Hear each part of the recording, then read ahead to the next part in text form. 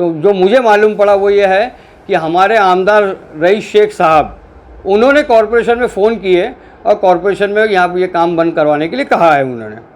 उनके बोलने पे ये काम बंद हुआ है। बिल्कुल, आमदार का नाम किस वजह से लिया होगा कि आमदार का फंड लगेगा, हम ऐसे काम नहीं कर सकते, क्योंकि कॉरपोरेशन के पास एक आप ब्रैकेट देखोगे ना, आप मोमिनपुरा में कितने लीकेज है ना, एक ब्रैकेट के लिए कॉरपोरेशन के पास पैसा नहीं है, ब्रैकेट नहीं बैठा रहे, तो आप इतने बड़े पाइपलाइन का कैसे उनके ऊपर कर सकते। तो उन्होंने यही कहा कि आपको आमदार साहब से बात करके हमको फंड अरेंज करा के देना पड़ेगा, उसके बाद ही हम काम कर सकते हैं। मैं कॉरपोरेशन में इंजीनियर को फ़ोन किया तो वहाँ पर मैं मालूम किया तो बोले हाँ, बोले काम बंद करने के लिए हम लोग को है बोले, और हम लोग 2-3 दिन बाद काम करेंगे बोले। भाई आमदार साहब का मैं क्या बोलता हूँ, आप भी मीडिया वाले हो, आप जाके पानी पुरोठा के जो भी इंजीनियर का नाम आता है, आप बोला आमदार साहब का एक भी फ़ोन आया हो तो आमदार इसमें कहीं इन्वॉल्व नहीं थे, कोई बात नहीं थी।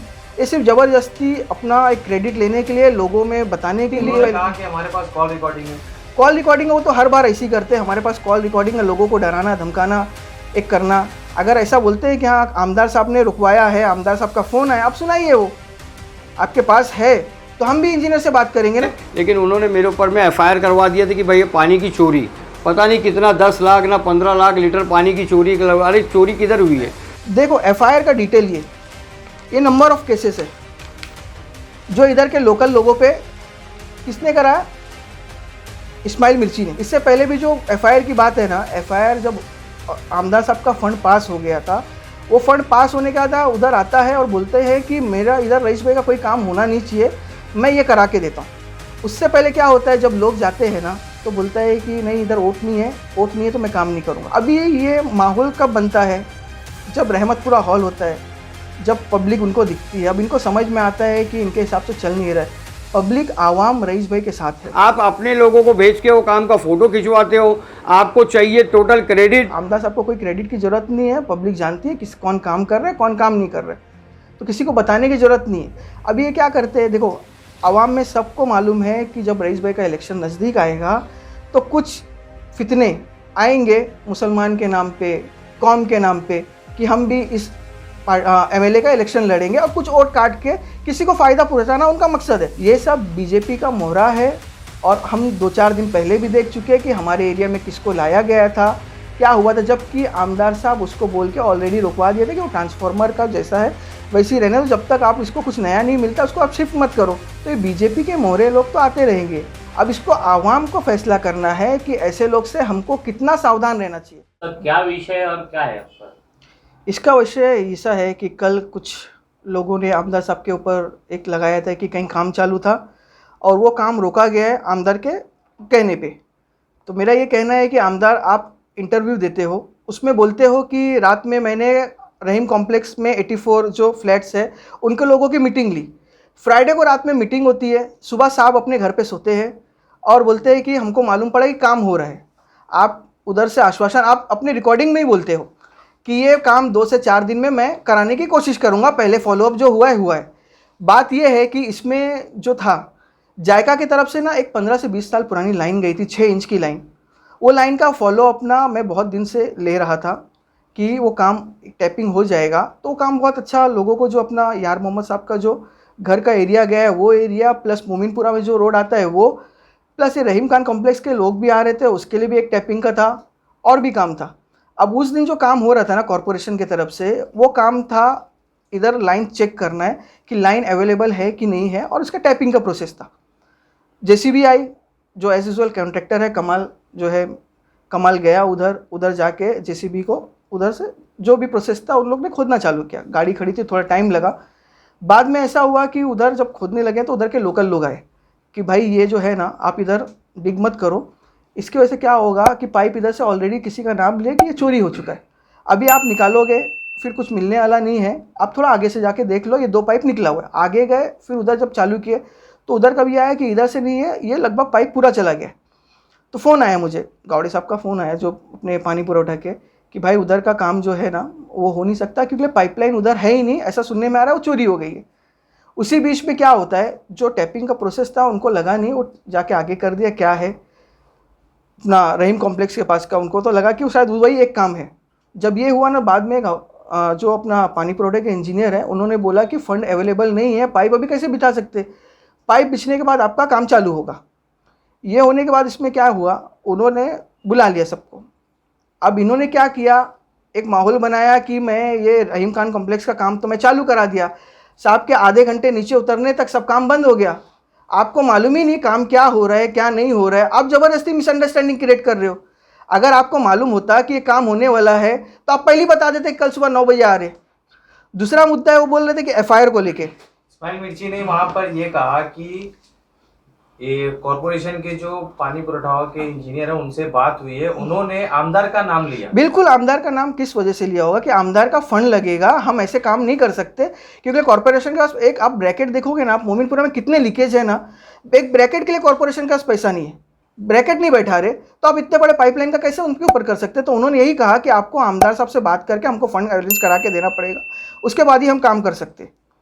ये मामला था। लेकिन आरोप तो ये लगा है कि आमदार साहब ने खुद काम रुकवाया था। भाई आमदार साहब का मैं क्या बोलता हूँ, आप भी मीडिया वाले हो, आप जाके पानी पुरवठा के जो भी इंजीनियर का नाम आता है, आप बोलो आमदार साहब का एक भी फ़ोन आया हो तो आमदार इसमें कहीं इन्वॉल्व नहीं थे, कोई बात नहीं थी। ये सिर्फ ज़बरदस्ती अपना एक क्रेडिट लेने के लिए, लोगों में बताने के लिए। क्या हो गया अभी 2-3 दिन उन्होंने पहले कहा कि हमारे पास कॉल रिकॉर्डिंग है।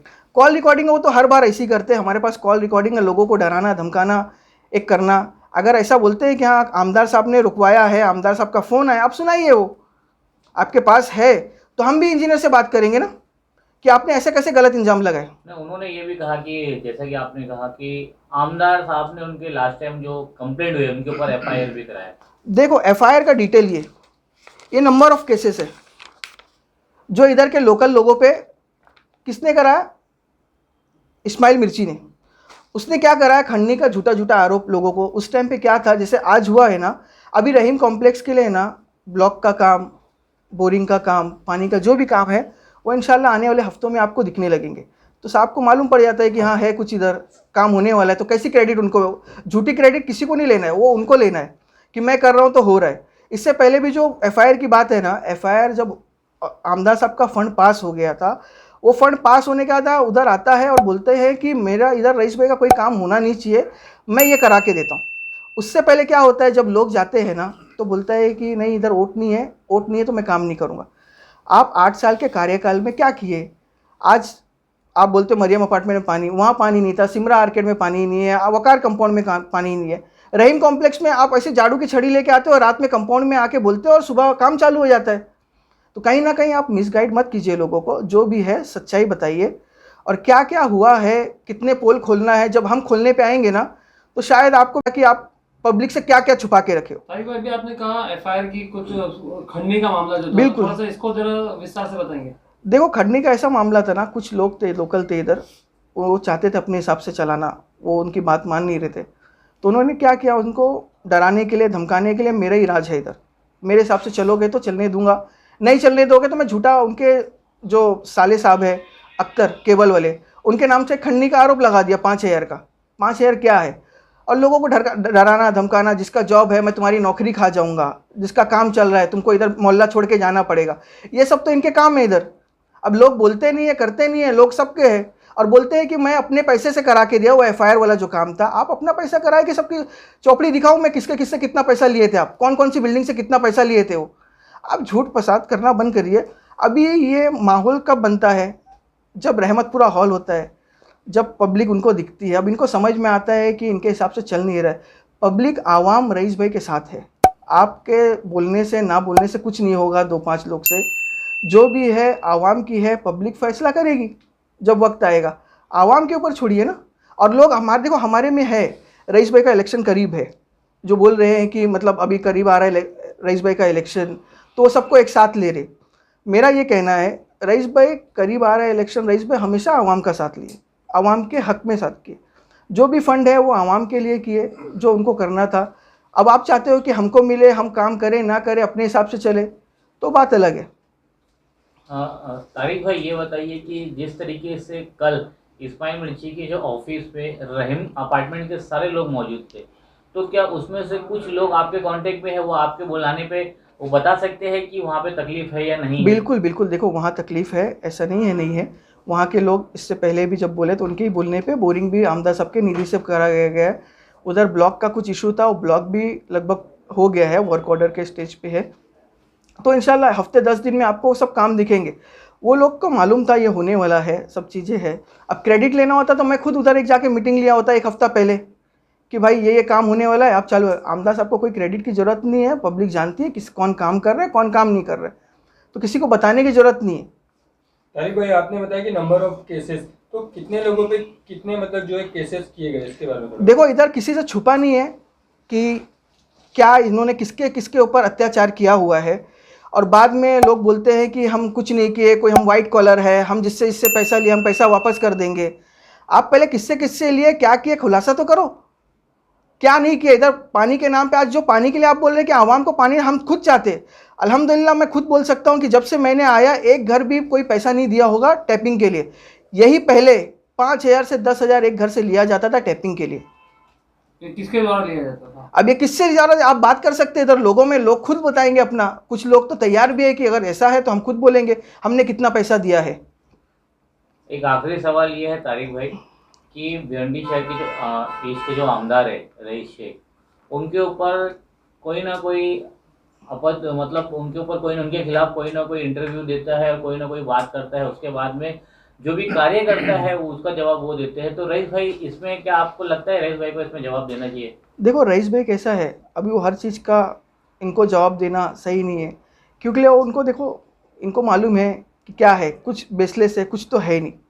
अभी आज मेरा मकसद इसलिए बुलाना है कि ये सब मिसअंडरस्टैंडिंग क्रिएट के, कोई इशू नहीं था रईस भाई के हिसाब से, कोई इशू नहीं है, आवाम उनके साथ है। अभी ये क्या करते हैं, देखो आवाम में सबको मालूम है कि जब रईस भाई का इलेक्शन नज़दीक आएगा तो कुछ फितने आएंगे मुसलमान के नाम पे, कौम के नाम पे, कि हम भी इस MLA का इलेक्शन लड़ेंगे, और कुछ वोट काट के किसी को फ़ायदा पहुंचाना उनका मकसद है। ये सब बीजेपी का मोहरा है, और हम 2-4 दिन पहले भी देख चुके हैं कि हमारे एरिया में किसको लाया गया था, क्या हुआ था, जबकि आमदार साहब उसको बोल के ऑलरेडी रुकवा दिए थे कि वो ट्रांसफार्मर का जैसा है वैसे ही रहने दो, जब तक आप इसको कुछ नया नहीं मिलता उसको आप शिफ्ट मत करो। तो ये बीजेपी के मोहरे लोग तो आते रहेंगे, अब इसको आवाम को फैसला करना है कि ऐसे लोग से हमको कितना सावधान रहना चाहिए। अगर हम सावधान नहीं रहेंगे तो आप सोच सकते हो कि ये लोग क्या करेंगे। तारिक भाई, क्या आपके हिसाब से आमदार इलेक्शन को देखते हुए रईस भाई के खिलाफ माहौल बनाया जा रहा है? बिल्कुल बिल्कुल, ये तो बोल ही सकते हैं कि रईस भाई का इलेक्शन नज़दीक है, इनको क्या है, इनको सबको डर है। आज यही लोग, मैं बोलता हूँ 3 साल पहले आपने इस्तीफ़ा दे दिया था, इस्तीफ़ा देने के बाद आप बोलते हो कि मेरा डिप्रेशन में था इसकी वजह से मैं इस्तीफ़ा दिया, आप ऊपर लेवल तक गए, लेकिन आपको कुछ सुनवाई हुई नहीं क्योंकि आपका इस्तीफ़ा एक्सेप्ट हो गया। अब उसके बाद आप लोगों को बोलने लगे कि मेरा कुछ काम नहीं है, तो फिर जाहिर से ज़्यादा पब्लिक किसके पास जाएगी। इधर कोई लोक प्रतिनिधि था, आमदार साहब के अल्हम्दुलिल्लाह आमदार साहब ने सब बातें सुनी, सब काम किया।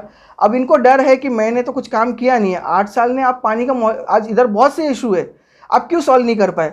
आपका कहना रहता है कि मैं 10 साल में कॉरपोरेशन चढ़ा नहीं सीढ़ी, यानी आप क्या बताना चाहते हो, जो नुमाइंदगी हमारी कर नहीं सकता, एरिया के लिए नहीं कर सकता, उसको कॉरपोरेशन में भेजेंगे कैसे हम।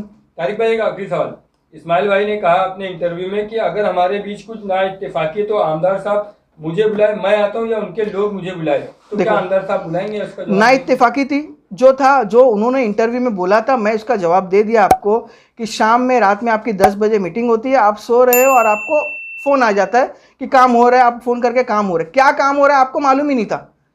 उधर मिसअंडरस्टैंडिंग कुछ हुई, उसके बेस पे आप कर रहे हो और बोलते हो ऐसा नहीं हुआ, वो रहीम कॉम्प्लेक्स वाले हुआ। अरे रहीम कॉम्प्लेक्स वाले को हम खुद चाहते हैं कि इधर जितने भी लोग हैं कोई पानी से महरूम ना रहे, कोई एजुकेशन से महरूम ना रहे, और आप इसको सिर्फ एक किसी के बोलने पे चलना अच्छा बात नहीं है, और फिर बाद में भूल जाना कि मैं भूल गया, मैं क्या बोला, ये सब गलत है ना, आप ऐसा मत कीजिए। Thank you. मेरी आवाम से गुजारिश है कि ऐसे बीजेपी के मोहरों से जो आने वाले वक्त में सबको कहेंगे कि रईस भाई ने क्या किया, आप बेहतर जानते हैं कि हमारी स्थिति क्या थी पहले और आज क्या है, हमें कितना डेवलपमेंट मिला है।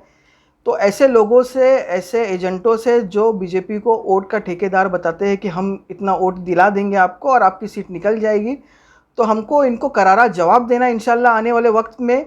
आप अपना वोट सही जगह इस्तेमाल करके रईस भाई को इंशाल्लाह हम भारी बहुमत से इनको जीत की तरफ लेके जाएंगे। और आप सबसे मेरी गुजारिश है कि ऐसे लोग पे बिल्कुल ध्यान ना दें।